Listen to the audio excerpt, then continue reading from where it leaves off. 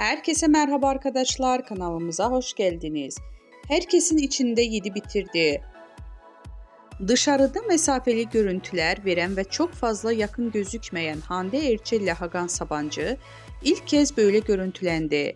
Birlikte yurt dışından çıkan ünlü çift, Hakan Sabancı'nın herkesin içinde sevgilisine olan yakınlığı hayranları tarafından görüntülendi.